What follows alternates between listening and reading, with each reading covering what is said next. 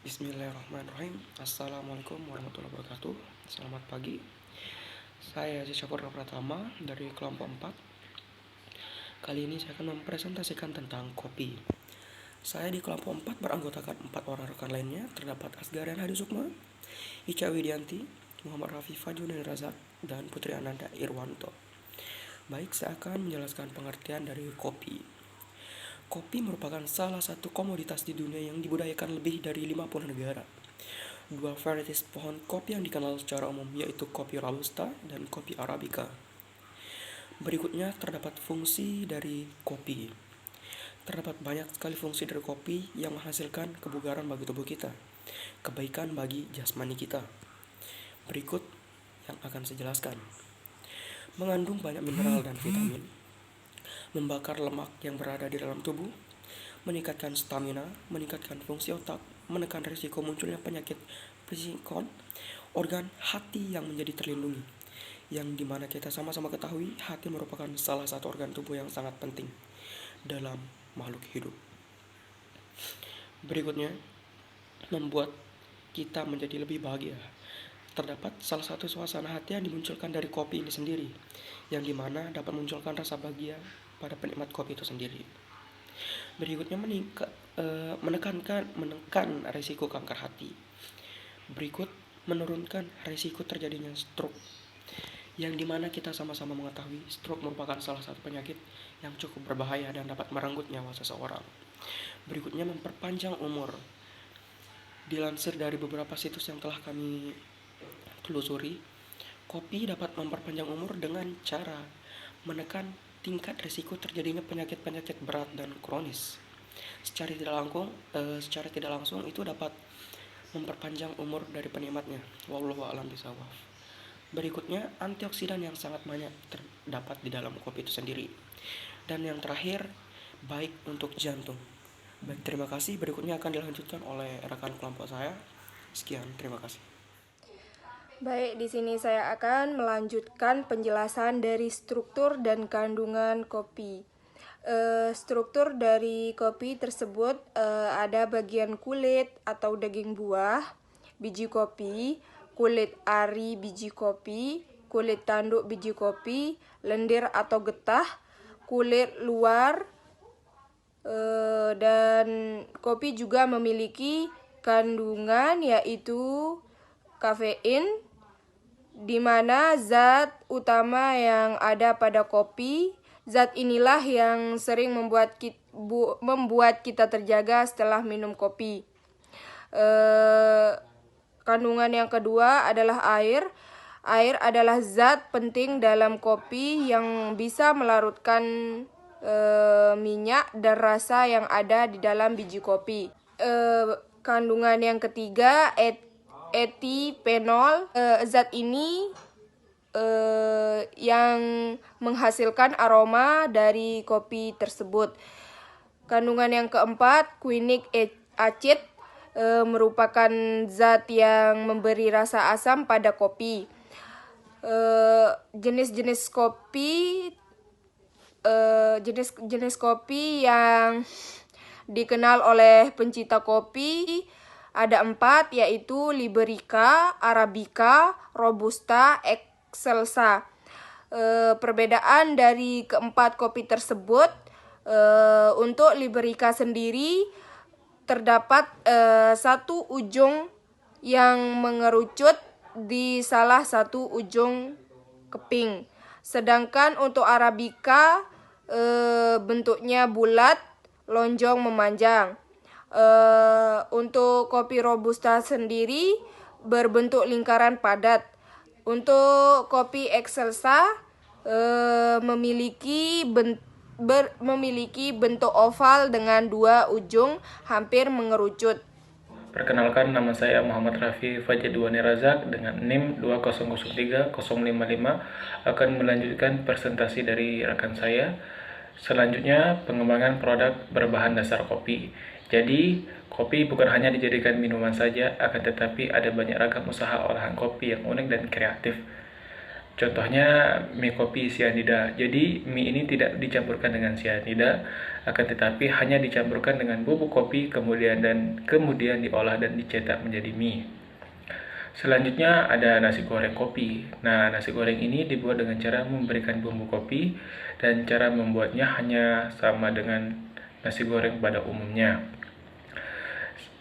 Dan ada juga pizza kopi. Jika biasanya topping pizza hanya berisikan keju, daging, dan sayuran, akan tetapi pizza kopi ini justru menggunakan topping dari olahan kopi seperti mochaccino, latte, dan espresso. Dan juga masih banyak olahan kopi lainnya seperti mascarpone, permen kopi, selai kopi, sabun kopi, yogurt kopi. Kita beralih ke teknik pemilihan kopi. Jadi ada beberapa teknik pemilihan kopi. Di antaranya kita harus tahu kapan tanggal kopi itu disangrai. Hal ini sangat penting untuk memastikan Anda mendapatkan kopi yang masih segar. Selanjutnya mencium aroma kopi dengan cara ini Anda dapat mengetahui apakah biji tersebut memiliki kualitas yang baik atau biasa-biasa saja. Jika biji kopi memiliki aroma yang tebal, maka kualitasnya pun sudah dapat dipastikan baik. Selanjutnya, alangkah baiknya Anda memilih dalam jumlah sedikit. Nah, jika Anda sudah merasa cocok dengan biji kopi Nusantara tersebut, maka Anda dapat membeli dalam jumlah yang banyak dan tidak sia-sia. Lalu, pahami kualitas biji kopi. Jadi, Anda itu harus memperbanyak referensi mengenai kualitas sebuah kopi. Dan yang terakhir, lakukan eksperimen dengan biji kopi lain. Ada baiknya dan sangat disarankan untuk tetap bereksperimen dengan cara mencoba biji kopi dengan jenis yang berbeda. Sekian dari saya, selanjutnya akan disampaikan oleh rekan saya. Nama saya Putri Ananda Irwanto dengan nomor induk mahasiswa 2003060. Saya akan melanjutkan presentasi tentang kopi. Di sini saya akan membahas bagaimana metode penyimpanan kopi. Yang pertama, simpanlah kopi di wadah yang kedap udara. Contohnya seperti plastik, paper bag, ataupun goni. Wadah yang sangat disarankan adalah penggunaan paper bag yang terdapat valve atau katupnya. Valve ini berfungsi untuk mengeluarkan gas dari kopi yang telah disangrai, namun tidak memasukkan udara dari luar, sehingga kualitas kopi tersebut terjaga dengan baik. Yang kedua, simpan kopi di suhu ruang. Yang ketiga, hindari dari cahaya langsung. Yang terakhir adalah hindari kopi dari bahan-bahan makanan yang memiliki bau sangat menyengat, sehingga aroma dan rasa kopi tersebut tidak terkontaminasi oleh bahan-bahan tersebut. Sekian dan terima kasih. Selanjutnya akan disampaikan oleh teman saya. Perkenalkan, nama saya Asgarian Hadi Sukma, akan melanjutkan presentasi dari kelompok saya, lama penyimpanan kopi.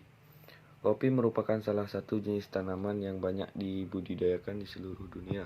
Rasanya yang nikmat dan aromanya yang sangat kuat membuat minuman dari biji ajaib satu ini banyak digemari oleh seluruh kalangan, baik muda hingga dewasa. Minuman yang satu ini juga telah banyak dimodifikasi menjadi minuman berkelas yang sangat enak. Kamu hanya perlu datang ke kafe favoritmu dan hanya memesan kopi yang kamu inginkan tanpa harus repot-repot membuatnya. Namun, banyak orang yang rela membeli biji kopi ajaib yang satu ini dalam jumlah banyak agar mereka bisa membuat kopi buatan sendiri tanpa harus repot-repot membeli lagi versi jadinya, karena aroma dan cita rasa kopi buatan sendiri akan lebih kuat dibandingkan dengan buatan kafe. Namun, satu hal yang harus kamu perhatikan bahwa biji kopi pun akan mengalami perubahan kualitas seiring dengan lamanya waktu penyimpanan. Jadi, apa yang harus kita lakukan agar biji kopi kita lebih tetap awet dan kualitasnya terjaga. Tenang saja, kami telah merangkum tips-tips untuk kamu tentang bagaimana cara menyimpan biji kopi yang benar agar kualitasnya tetap terjaga. Penasaran? Simak infonya. Beli biji kopi dalam jumlah sedikit atau secukupnya saja. Perlu diingatkan bahwa meski biji kopi memiliki aroma yang kuat dan memiliki waktu pembusukan yang lama, namun kualitas biji kopi sendiri dapat berkurang seiring dengan waktu penyimpanan. Untuk itu, belilah biji kopi secukupnya agar rasa dan kualitas yang dimiliki kopi tidak berkurang terlalu lama. Sekian presentasi dari kelompok kami. Jika ada pertanyaan, silahkan tuliskan pada kolom komentar. Assalamualaikum warahmatullahi wabarakatuh.